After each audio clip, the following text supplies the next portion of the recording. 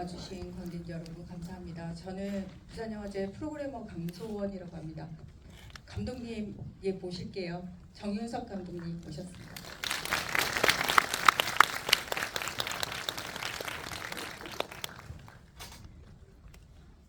네, 앉아서 진행하겠습니다. 예. 감독 인사말부터 시작할까요? 네. 네. 안녕하세요. 저는 기획에 연출한 정윤석이라고 합니다. 네, 질문이 많으실 것 같습니다.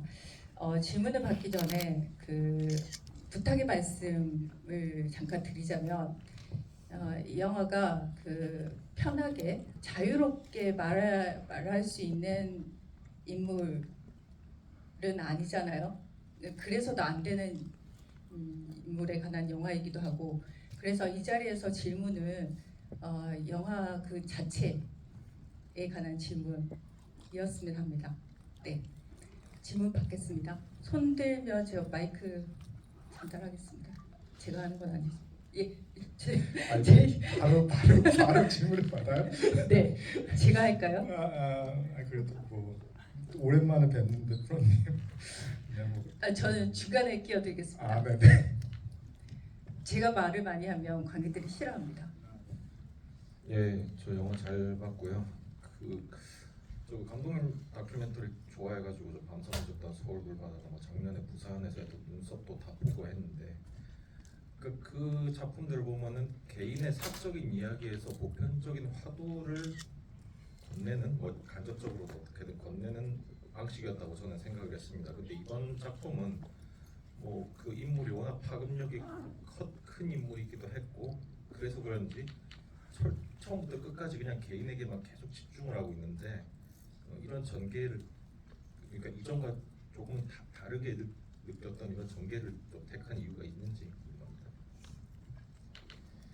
제가 이래서 처음부터 관객분들 질문 받기 싫었었는데 제가 영화제 제가 사실 어저께 잠을 못 잤어요. 그래서 지금 굉장히 졸린데 그러니까 정작 좀 그런 거 있잖아요. 그게 막 되게 중요한 순간 막 상상하다가 정말 그 순간은 피곤해서 아무것도 못하는. 근데 이제 그러니까 그래도 영화의 구조에 대한 질문을 해주신 거라고 생각하고 전작들하고 다르게. 근데 일단 저는 첫 번째로 말씀드리고 싶은 거는 저는 이 영화가 뭐 저의 지난 작품들과 크게 다른 궤에 있다고 생각하지는 않습니다. 그러니까 이게 어떤 말씀이냐면은 이제 항상 제가 영화를 만들 때 그러니까 주인공 중심으로 생각을 해요. 그러니까 저뿐만이 아니라 모든 다큐멘터리 감독들의 기본적인 원칙과 윤리는 주인공의 삶을 존중하면서 그리고 그 어떤 선을 넘지 않는 것을 굉장히 중요시 여긴다고 생각하는데, 그러니까 예를 들어서 밤섬의 적당 같은 경우는 저 역시 펑크 밴드로 그 친구들하고 함께 많은 시간을 보냈고, 그리고 이제 그 영화에서 주인공이었던 박정근 씨 같은 경우는 이제 사실 이제 국가보안법으로 대법원에서 최종 승리하잖아요. 근데 사실 생각해보면 그런 거죠. 만약에 이제 제가 영화 주인공을 찍었는데 야, 너 네 주인공 국가보안법으로 잡혀간다. 그래서 구속도 돼. 그래서 한 5년 걸릴 거야. 근데 그렇게 누가 먼저 알려줬다면 당연히 영화를 찍지 않았겠죠. 왜냐면은 제가 좋아하는 사람이 이제 그런 아픔을 제가 찍어야 된다는 건 좀 다른 얘기잖아요. 그래서 근데 저는 그때 어떤 선택을 했냐면, 그러니까 밤섬의 적단 예를 들면 그 주인공이 이제 국가보안법 재판까지 이제 3심을 가는데 그러니까 기간이 5년 동안 걸렸어요. 근데 사실 언론이 주목했던 건 처음 공판하고 마지막 대법원 판결이었습니다. 그러니까 그 5년 동안 수많은 공판이 있었지만 기자들이 나타나지 않아요. 왜냐하면 그 과정은 기사거리가 안 되니까. 근데 저는 그냥 5년 동안 재판 있을 때마다 카메라 들고 갔던 것 같아요. 그러니까 왜냐하면 그게 뭐가 찍을 게 있어서 간 게 아니라 그냥 같이 있어줬던 거죠. 그러니까 너 혼자 있는 것이 아니고 항상 감독이 같이 이제 그 과정을 같이 견뎌주는, 그러니까 그 과정과 시간을 함께하면서 어쨌든 주인공과 인물 간의 어떤 신뢰가 쌓이는 것이라고 생각하고 있고, 마찬가지로 그 주인공이신 진리 씨도 마찬가지라고 생각합니다. 그러니까 공식적인 자리라서 최진리 배우님이라고 불러야 될지 조금 헷갈리긴 하는데, 그러니까 배우님 같은 경우가 이제 그 영화에서 보시면 그 신동엽 씨 나오는 장면 있잖아요. 제가 그때 현장에서 그때 너무 빵 터져가지고 저 혼자 뒤에서 웃었는데 아무도 안 웃더라고요. 왜냐면 그 장면이 되게 멋있는 장면이라고 저는 생각해서. 왜냐면은 사실 뭐 그래서 남성과 여성이 동등해야 된다고 생각하냐라고 뭐 이렇게 말씀하셨을 때 예, 그럼요. 그럼 오빠도 페미니스트네요라고 했던 말이, 저는 정말 너무 이 페미니즘에 대한 어떤 불편한 어떤, 그리고 주변 외곽에 있는 어떤 너무 많은 논쟁들 되게 명료하게 정리하는 순간이라고 생각했고, 되게 단순한 거죠.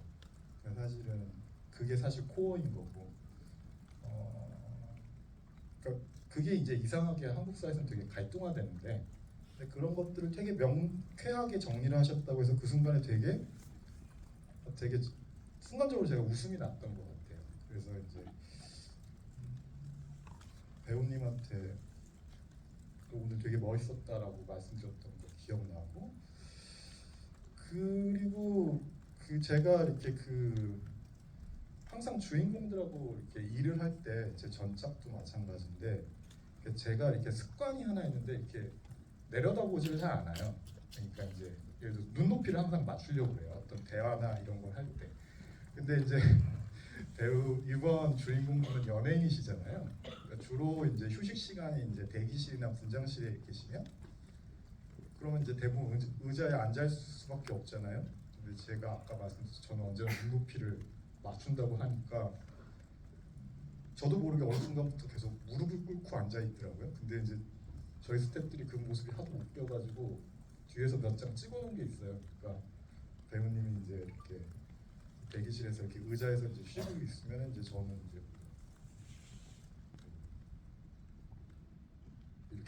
이렇게 쳐다봤던 것 같고, 그러니까 뭐 사실 저는 그래서 질문에 답변이 될지 모르겠지만 기존의 작품들과 크게 다른 게 없다고 생각합니다. 그러니까 어쨌든 주인공이 갖고 있는 각자의 다 특수성들이 있고, 그 가운데서 감독은 언제나 그 주인공의 생각과 결을 따라가줘야 되는 존재이기 때문에 또 그것이 잘 구축되었을 때 라는 표현이 맞나? 어쨌든 그랬을 때 저는 좋은 이야기로 완성된다라고 생각하는 사람입니다. 네, 그 감독님 전작들과 뭐 같은 선상에 있다라고 말씀을 하셔서 이제 사실 다큐멘터리에서 인터뷰란 굉장히 일반적이고 많이 사용하는 익숙한 방식이기도 한데, 정유석 감독님의 다큐멘터리가 인터뷰를 중심으로 한 영화들은 아니었던 것 같아요.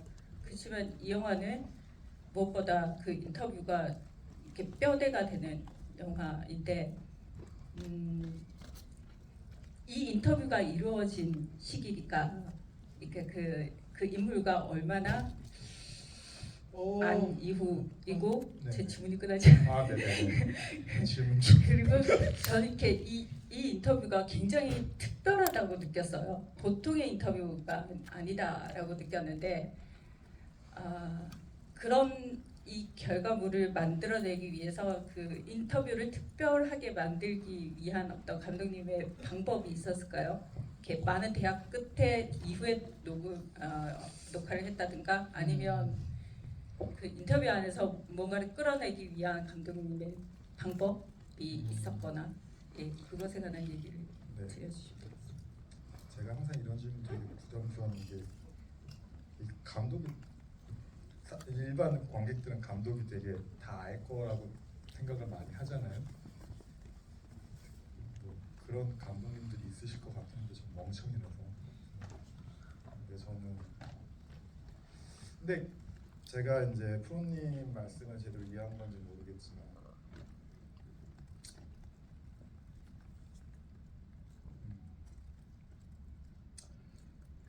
그러니까 주인공의 생각과 그 행동들의 결을 아까 주의 깊게 따라가야 된다라고 말씀드렸잖아요.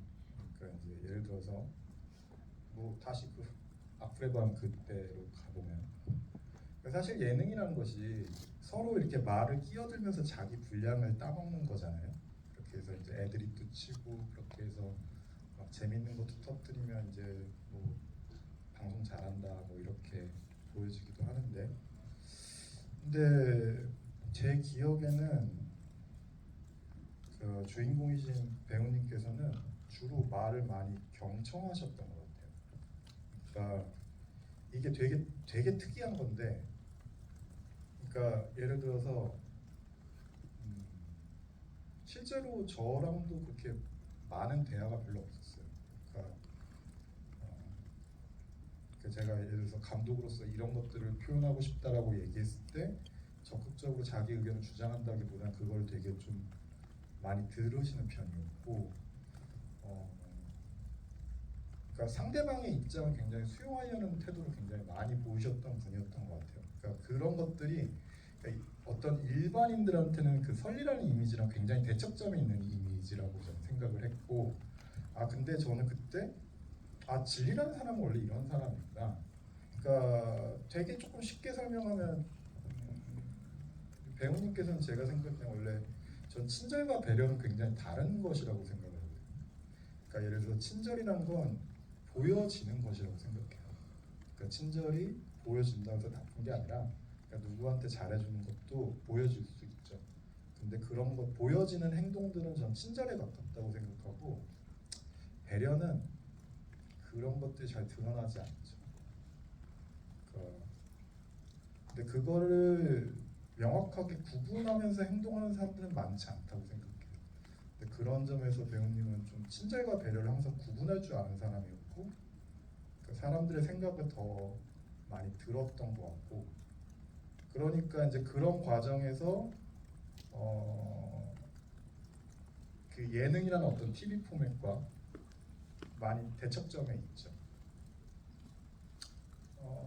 근데 그런 결을 이제 이해하기 위해서는 기본적으로 이 주인공분이 아티스트라는 개념이 필요해요.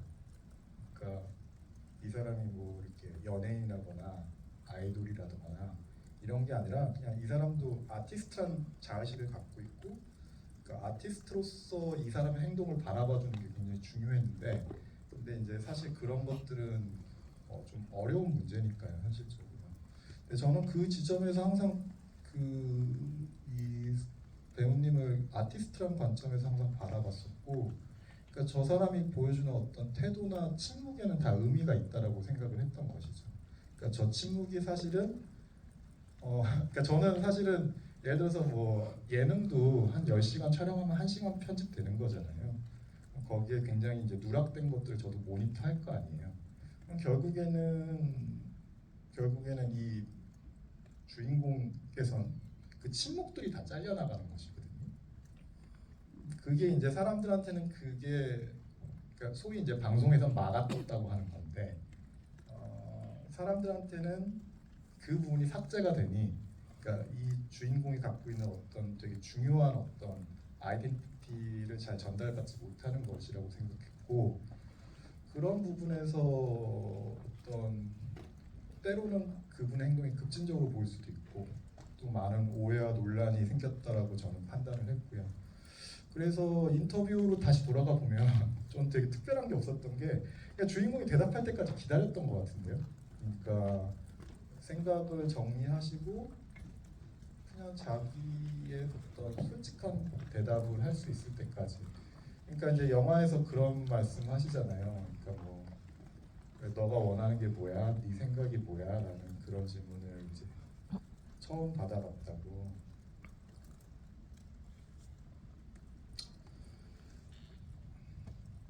뭐 처음 받아봤으니까 제가 해드린 거죠. 그냥.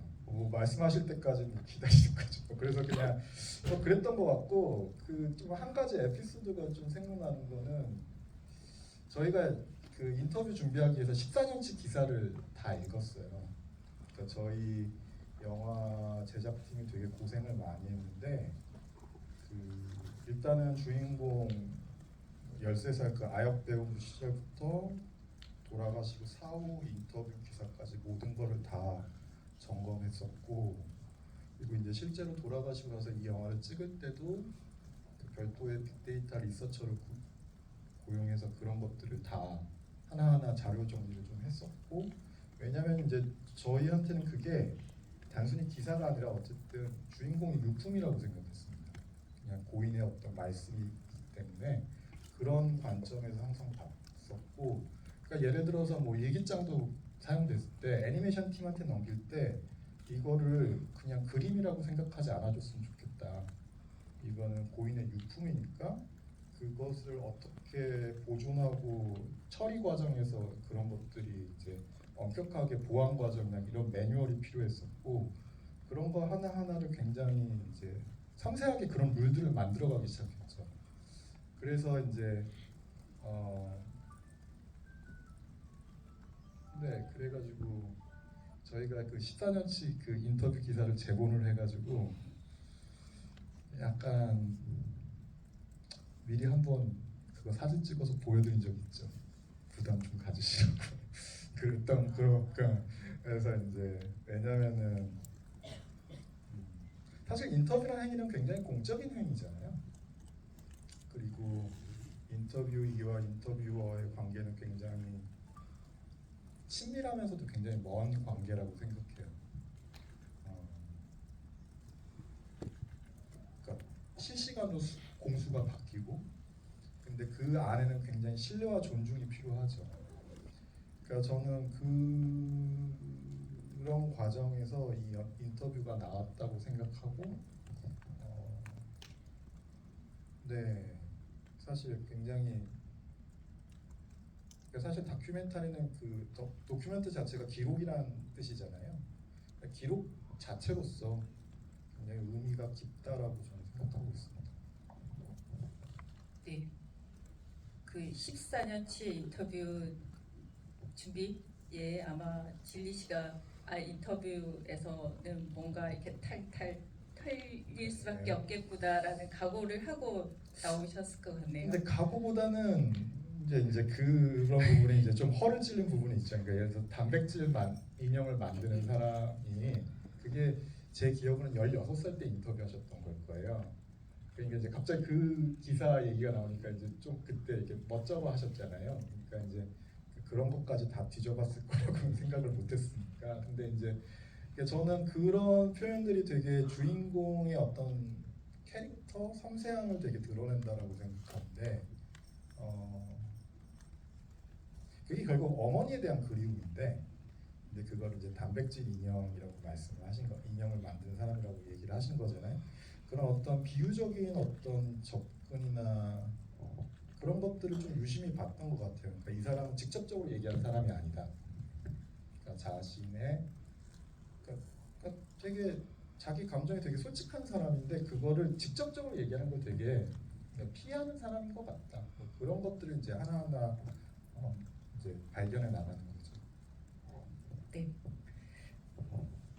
예, 저기 질문이 예.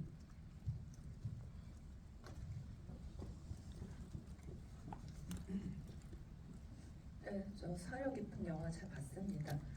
이제 들어올 때부터 좀 궁금했던 게 이 촬영 자체에 참여하시게 된 계기가 좀 궁금했고요. 그리고 또 이번 영화는 주인공의 상황이 바뀌면서 최초의 기획과 좀 달라진 경우이고 촬영이 그리고 이 점에 대해서 주인공이 동의할 수도 반론할 수도 없는 그런 상황인데 중단된 촬영본을 다큐멘터리로 만들기로 한 배경이라든가 또 그 과정에서 가장 주의를 기울인 점은 어떤 것이었는지 뭐 예를 들면 법적인 문제라든가 여론의 반발이라든가 윤리라든가 그런 궁금증이 있었습니다. 네, 기자분이시거든요. 일단은 저희가 어떻게 영화를 제작 준비했고 어떤 마음으로 영화를 만들었는지 그냥 설명드리면 되게 될 것 같습니다.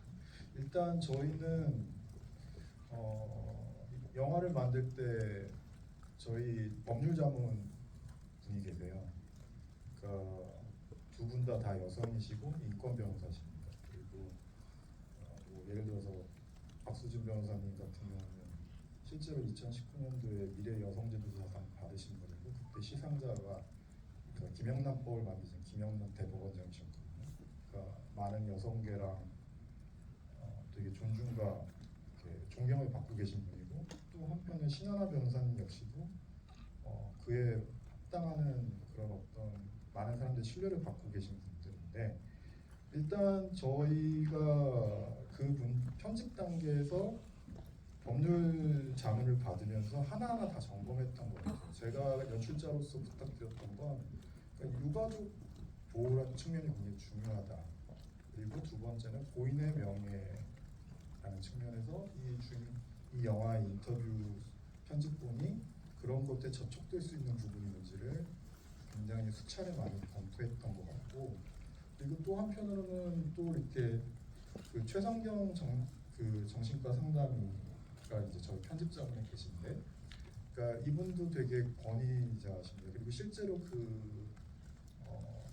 주 임상 경력이 청소년 상담이셔서 주요 고객들이 그 주요 환들이 이제 20, 30대 여성들인데 그러니까 어쨌든 많은 사람들이 큰 슬픔을 갖고 있는 사건이고 이 영화를 통해서 어쨌든 애도라는 측면에서 이 영화가 다가가야 된다면 어떤 결국 마음을 치료하는 분이시잖아요. 그러니까 궁극적으로 마음을 치료하시는 분인데 그러니까 어떤 측면에서 이 영화가 주인공의 말씀이 전달돼야 되는지 되게 꼼꼼하게 한 수년에 거쳐서 또 이렇게 했었고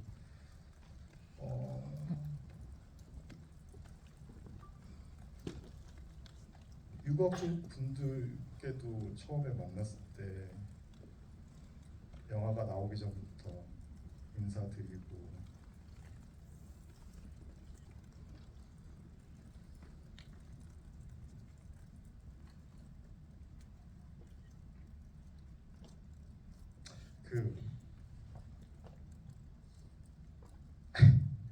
지금 생각하면 좀 웃기네요. 그 말씀 듣다 보니까 이제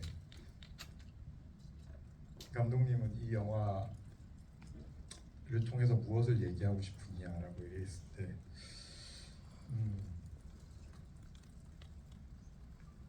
그러니까 저는 그랬던 것 같아요. 그러니까 어쨌든 주인공 분께서 공개를 원칙으로 영화 인터뷰 촬영을 하셨고 그리고 그것은 영화에 이제 그 OTT 이름이 실제로 나오죠. 그리고 그것들을 이제 정리하는 과정들이 있었고 그리고 이제 어쨌든 고인의 그런 말씀들은 굉장히 우리 사회에 되게 중요한 화두를 던지는 말씀들이 되게 많다고 생각을 합니다. 그게 어떻게 보면 여성의 문제일 수도 있고 또 우리 사회가 갖고 있는 어떤 약자에 대한 문제일 수도 있고 그리고 그것이 이제 평등의 문제일 수도 있고요. 그리고 어떤 측면에서 바라봤을 때는 지금 소위 이제 젊은 세대가 되게 중요시 여기는 어떤 그런 가치들을 계속 함의하고 있다고 생각할 수도 있고 또 어떤 측면에서 봤을 때는 이게 어떤 모녀의 얘기일 수도 있죠. 그리고 저는 궁극적으로 제가 이 영화를 왜 그래서 만들게 됐냐 그때 이제 어머님한테도 말씀드렸던 게 저는 이것이 주인공 진리의 영화이기도 하지만 그분을 그리워하는 또 이 땅의 수많은 진리들을 위한 영화일 것 같고 또 동시에 참된 이치라는 그 자체 그 진리에 대해서 다시 얘기하는 얘기가 될 것 같다 그런 의미로 만들었다라고 그때 말씀드렸던 것 같아요. 네, 마지막 질문이 될 것 같습니다. 손 들어주시면 여기 세 번째 줄 빨간 옷 입으신 분요.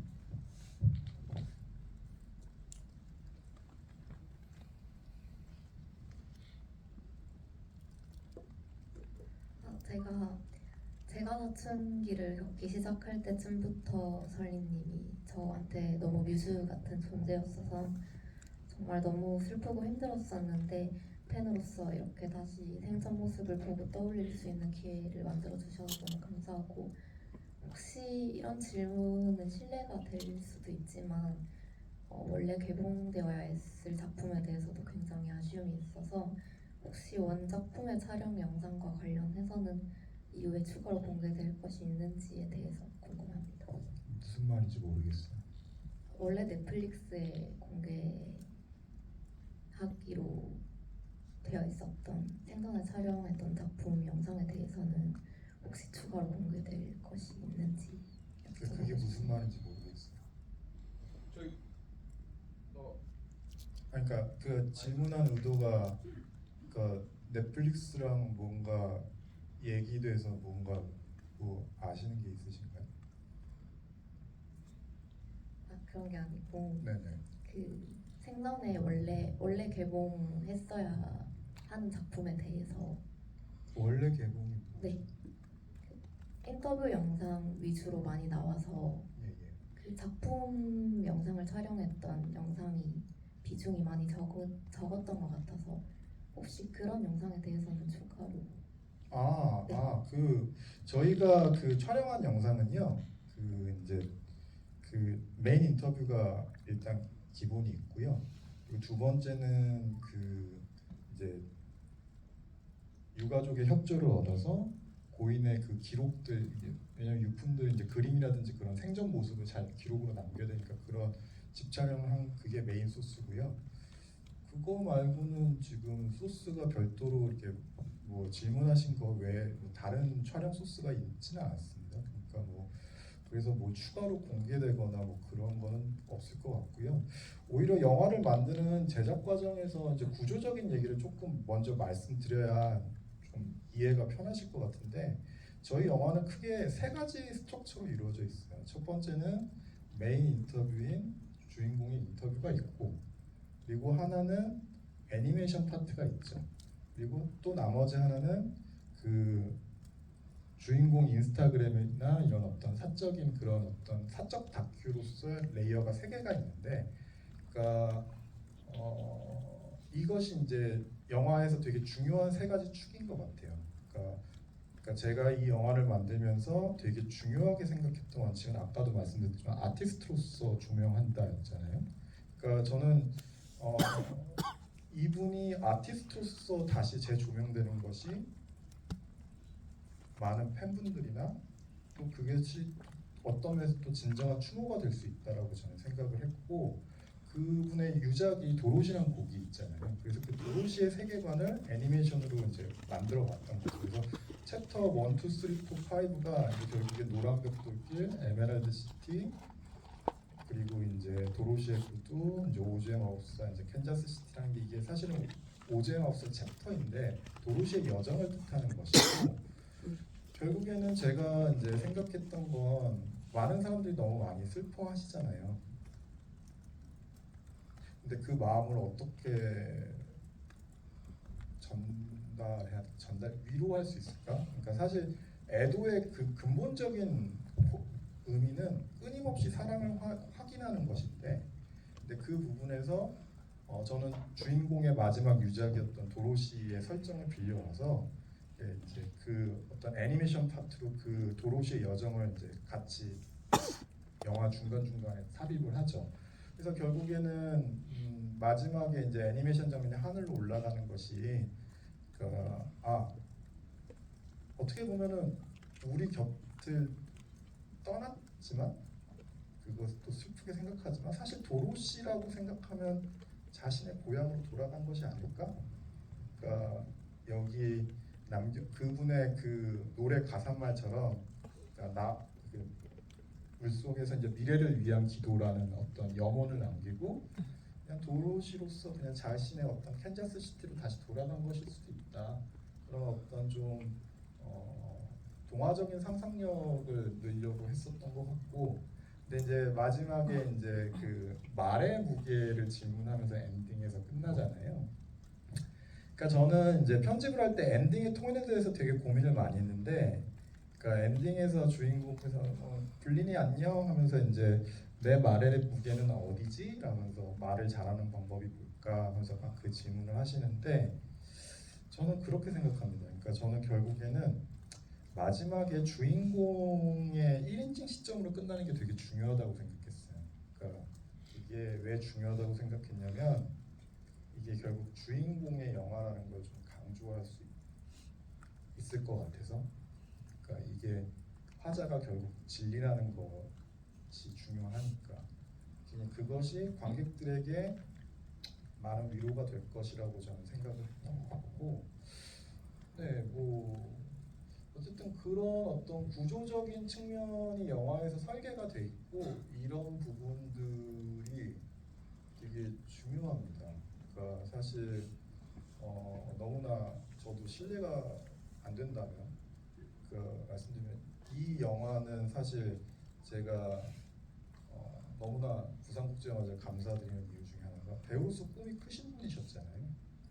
그리고 또 많은 사회적 주체들이 그 뜻을 올곧이 기리기 위해서 이 자리를 마련했다고 생각을 하고 그 부분에서 저희가 되게 제가 그래서 가장 중요하게 생각하는 것은 이 영화에서 어떤 그런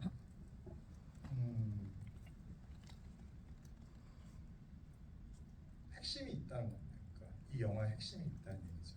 그러니까 예를 들어서 주인공이 용서라는 말씀을 하셨잖아요.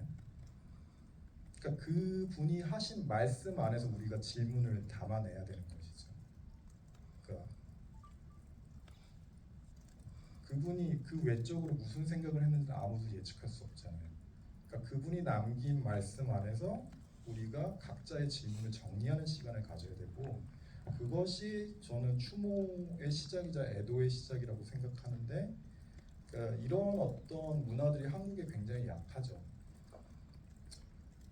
저는 제가 생각하는 진리에게 연출자로서 생각하는 어떤 진정한 추모의 시작은 주인공의 말씀 안에서 그러니까 우리의 삶과 내 삶을 잘 돌아보고, 그리고 그 안에서 어떤 역할과 실천을 하면서 살아갈 것인지 그거에 대해서 고민하는 것이 되게 중요하다고 생각합니다.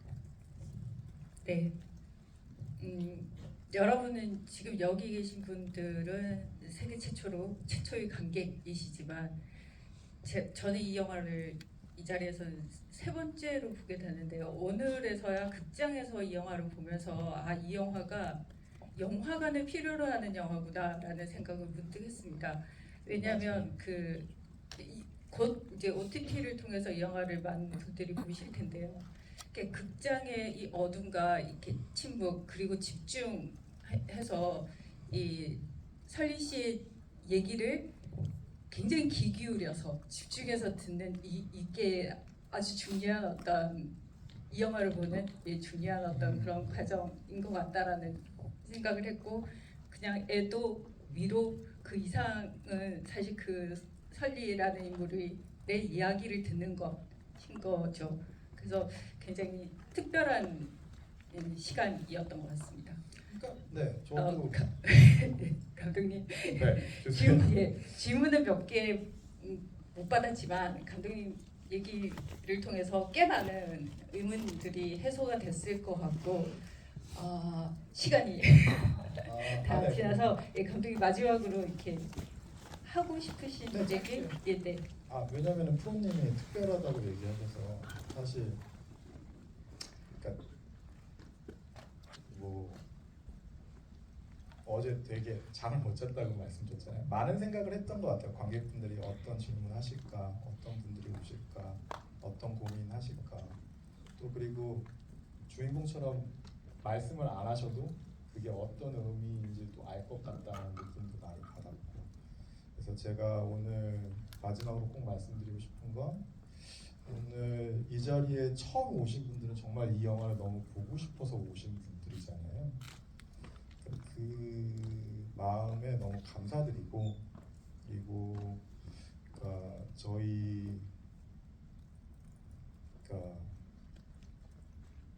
모든 스태프들이 그러니까 지금 너무 시간이 짧아서 그 말씀을 너무 많이 못 드렸는데 저희가 어떻게 이 영화를 되게 올곧게 정성스럽게 만들었는지 그 말씀을 많이 못 드려서 너무 아쉬운데 그러니까 예를 들어서 저희 애니메이션 팀의 어떤 스태프 한 분은 감독님은 자기 복합까지도 밀어가면서 이 영화에 참여하시고 그리고 저희 스태프들 대부분이 다 자발적으로 임금을 많이 축소하시면서까지 영화의 완성에 최선을 다해주셨고 그리고 뭐 음악 감독님도 원래 6곡 계약했는데 60곡 써주셨고 그리고 뭐 애니메이션 팀 같은 경우도 3개월 계약했는데 6개월, 7개월까지 넘어서 수만 장을 다시 그렸고 그냥 그거는 어떤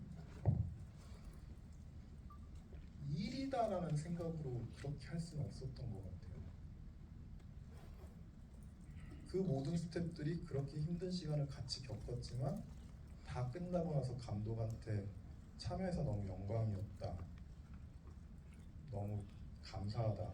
그리고 실제로 부산국제영화제 초청 결정됐을 때도 그 스태프들이 다시 연락이 와서 메일로 마음을 전달하고 그러니까 제가 궁극적으로 말씀드리고 싶었던 건 그냥 그런 마음들이 저는 되게 소중하다는 거. 그러니까 그 마음들이 모여서 만들어진 영화고 그 마음들이 잘 관객들한테 전달될 수 있도록 최선의 노력을 다하겠다는 거 꼭 말씀드리고 싶었습니다. 네, 감사합니다. 네, 끝까지 자기입해 주셔서 감사하고요. 이것으로 관객과의 대화 마치겠습니다. 고맙습니다.